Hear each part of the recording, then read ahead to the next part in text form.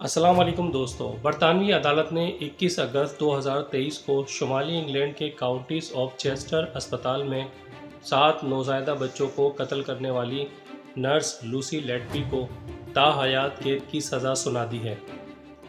وہ نوزائیدہ بچوں کو انسولین یا ہوا کے انجیکشن لگا دیتی تھی یا پھر انہیں زبردستی دودھ پلا دیتی تھی۔ برطانیہ میں لیٹبی کو جدید دور کا سب سے بڑا سیریل چائلڈ کلر سمجھا جاتا ہے۔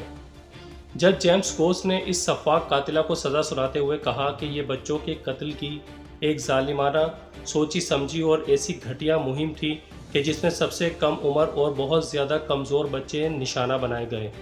برطانیہ میں تاحیات قید کی سزا بہت کم دی جاتی ہے اور اس سے قبل صرف 3 خواتین کو اس طرح کی سزا سنائی گئی تھی جن کو تاحیات جیل میں رہنا ہے۔ لیکن انتہائی دکھ ہوتا ہے کہ ہم ایک ایسے سماج میں جی رہے ہیں جہاں پر کمسن بچیوں کو گھریلو ملازم کے طور پر رکھا جاتا ہے اور پھر ان بچوں کے ساتھ جانوروں سے بھی بدتر سلوک کیا جاتا ہے اور ان کو بھیڑ بکریوں اور کیڑے مکوڑوں کی طرح سمجھ کر مسل دیا جاتا ہے۔ ناظرین، پھولوں کی کلیاں کتنی نازک ہوتی ہیں کہ ان کلیوں کو مسلنے کا دل نہیں کرتا۔ کہا جاتا ہے کہ بچے تو پھولوں سے بھی زیادہ نازک ہوتے ہیں، پھر کوئی کیسے ان نازک پھولوں کو روند ڈالتا ہے، سمجھ میں نہیں آتا۔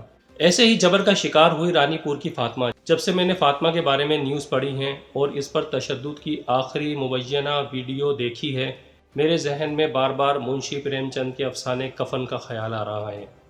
استحصال اور سماجی جبر انسان سے کس طرح بنیادی انسانی خوبیاں چھین لیتا ہے، اس کی عکاسی پریم چند کے افسانے کفن میں کی گئی ہے۔ اس افسانے میں مادھو اور گھیسو 2 ایسے کردار ہیں جن کی سماج میں کوئی حیثیت نہیں۔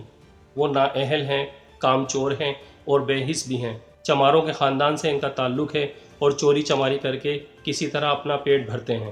اس افسانے کا ایک اور اہم کردار بھدیا ہے۔ یہ عورت مادھو اور گیسو کے ایسے گھر میں بیاہ کر آئی ہے جہاں غربت ہی غربت ہے، لیکن اس کے باوجود یہ عورت دوسروں کے گھروں میں پسائی کر کے اور گھاس چھیل کر دونوں باپ بیٹے کا پیٹ بھرتی ہے۔ بھدیا مادھو کے بچے کی ماں بننے والی ہوتی ہے۔ ایک دن اس کو کا درد اٹھتا ہے جس کی وجہ سے وہ تڑپ تڑپ کر پچھاڑے کھانے لگتی ہے، لیکن بھدیا کی چیخوں کا دونوں باپ بیٹے پر کوئی اثر نہیں ہوتا۔ وہ تو بس دوسروں کے کھیتوں سے چرائے ہوئے آلوؤں کو بھون کر کھانے میں مصروف ہوتے ہیں۔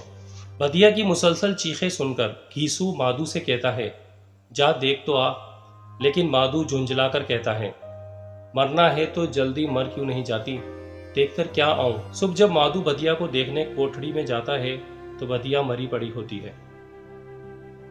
اس افسانے پر میں بات یہیں روکتا ہوں۔ جب میں مختلف اخبارات میں فاطمہ پر تشدد کے حوالے سے نیوز پڑھ رہا تھا تو میری نظر سے ڈاکٹر طاہرہ کاظمی کا ایک آرٹیکل گزرا جس کا عنوان ہے رانی پور کی کمسن فاطمہ۔ آرٹیکل کی چند سطور میں آپ سے شیئر کرنا چاہتا ہوں۔ افسانہ کفن کے کرداروں مادھو اور گھیسو کی بے حسی کی ایک جھلک آپ کو ان سطور میں بھی دیکھنے کو ملے گی۔ سنیے۔ طیبہ، ارم، رضوانہ، زہرا شاہ، ایمان فاطمہ، اندلی فاطمہ، سونیا، شبانہ اور اب فاطمہ۔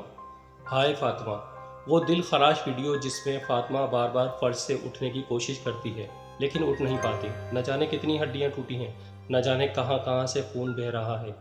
بے سود سویا ہوا نیم برہنہ مرد اٹھتا ہے، بے دردی سے فاطمہ کا بازو پکڑ کر کھینچتا ہے اور مردہ پا کر پھر سے فرش پر پھینک دیتا ہے۔ وہ اپنی وحشت کی آگ میں فاطمہ کو جلا کر راکھ کر چکا۔ نئی بات نہیں اس کے لیے، نہ جانے کتنی فاطمائیں یوں ہی مر چکی۔ فاطمہ کا فرش پر ٹوٹا پھوٹا جسم مالکان کو انسانی جسم نہیں لگتا۔ وہ سمجھتے ہیں کہ شاید کوئی پلاسٹک سے بنی بیٹری سے چلنے والی گڑیا تھی جس سے مالک نے کھیلا، توڑا پھوڑا اور پھر پھینک دیا۔ دل دہل جاتا ہے دیکھ کر، کون لوگ ہیں یہ 21ویں صدی کے فرعون۔ یہ سطور سوشل میڈیا پر ایک وائرل ویڈیو کا پس منظر ہیں جو کہ مبینہ طور پر پیر آف رانی پور اسد شاہ کے کمرے کی بتائی جا رہی ہیں جہاں فاطمہ نے تڑپ تڑپ کر جان دی۔ ناظرین، منشی پریم چند کے افسانے اور ڈاکٹر طاہرہ کاظمی کے کالم کی چند سطور سے ایک بات واضح ہوتی ہے کہ انسانی اخلاقیات کی پامالی بے حسی کی صورت میں اپنی انتہا کو پہنچ کر انسانیت کو تہس نہس کر دیتی ہے، اور یہ انسانی بے حسی ہمارے معاشرے کے وقار کو نگل رہی ہے جس کی وجہ سے انسانیت پر سے اعتبار اٹھ جاتا ہے۔ فاطمہ کی ہلاکت کے معاملے میں روایتی طریقہ اپنایا گیا۔ معصوم بچی کا ریپ ہوا، وہ جاں بحق ہوئی، ایس ایچ او اور ڈاکٹر کی مدد سے تمام شواہد مسخ کیے گئے اور پوسٹ مارٹم کیے بغیر ہی لاش کو دفنا دیا گیا اور معاملہ نمٹا دیا گیا اور بچی کے والدین کو اس کی بیماری کا بتا کر 4 پیسے دے کر خاموش کروا دیا۔ یہ واقعہ بھی تاریکیوں میں کہیں گم ہو جاتا، لیکن یہ حویلیوں کی دیواروں سے نکل کر سوشل میڈیا پر آ گیا۔ اس ویڈیو کے منظر پر آنے کے بعد مقامی طور پر اور سول سوسائٹی اور سوشل میڈیا پر اس کے خلاف شدید رد عمل کے بعد ایڈیشنل سیشن جج نے سول جج کو حکم دیا کہ بچی کی قبر کشائی کی جائے اور پوسٹ مارٹم کیا جائے۔ اس واقعے کی ابتدائی رپورٹ میڈیا پر آ گئی ہے۔ رپورٹ کے مطابق فاطمہ کا جسم گلنے کے مرحلے میں داخل ہو چکا تھا۔ فاطمہ کا چہرہ ایک طرف سے نیلا اور دوسری جانب سے ہرا ہو چکا تھا، جبکہ اس کے جسم پر تشدد کے نشانات بھی موجود تھے۔ رپورٹ سے پتہ چلا ہے کہ فاطمہ کی آنکھ، کمر، پیشانی، پیر، گھٹنے اور ہاتھ پر تشدد کے نشانات تھے۔ نسوانی پوشیدہ حصے پر لال ابھار تھا۔ دوستو، گھیسو اور مادھو تو معاشرے کے ایسے کردار ہیں جن کی سماج میں کوئی حیثیت نہیں ہوتی، لیکن پیر صاحب ہونا تو بڑے اعزاز کی بات سمجھی جاتی ہے۔ سندھ میں غریب لوگ ایسے نام نہاد پیروں کے پاس اپنی بچیوں کو چھوڑ جاتے ہیں جن کا کوئی معاوضہ بھی نہیں ہوتا، بس 2 وقت کی روٹی اور پیر صاحب کی صحبت اور شفاعت سے جنت کا حصول کافی ہوتا ہے۔ ان بچیوں پر یہاں کیسا سلوک کیا جاتا ہے، یہ باتیں ان حویلیوں میں ہی گم ہو جاتی ہیں۔ گھریلو ملازماؤں کے طور پر کام کرنے والی معصوم بچیاں کئی طرح کے نفسانی دباؤ کو جھیلتی ہیں۔ ایک طرف غریب ہونے کا نفسیاتی دباؤ، اس کی وجہ سے کم عمری میں چائلڈ لیبر، اور وہ بھی گھریلو ملازمہ کے طور پر، جہاں ان کی طاقت سے زیادہ کام لیا جاتا ہے۔ ان سے ہونے والی چھوٹی موٹی غلطیوں پر بدترین تشدد کیا جاتا ہے، ایسا تشدد کہ جس سے ان کی جان بھی چلی جاتی ہے۔ اس کے علاوہ گھر والوں سے دوری کا نفسیاتی دباؤ، جن سے یہ اپنے اوپر ہونے والے تشدد کے بارے میں بات بھی نہیں کر سکتی۔ ایسے بچے غلاموں سے بھی زیادہ بدتر زندگی گزارتے ہیں۔ اگر کسی ایسے ماں باپ تک میری بات پہنچ رہی ہے تو گزارش ہے کہ اپنے کم سن بچوں کو ایسے درندوں کے حوالے نہ کریں۔ مت بھیجیں ایسے لوگوں کے پاس۔ جس نے پیدا کیا ہے وہ کھانے کو بھی دے گا۔ ایسے واقعات میں ریاست کا کردار بھی بہت اہم ہوتا ہے۔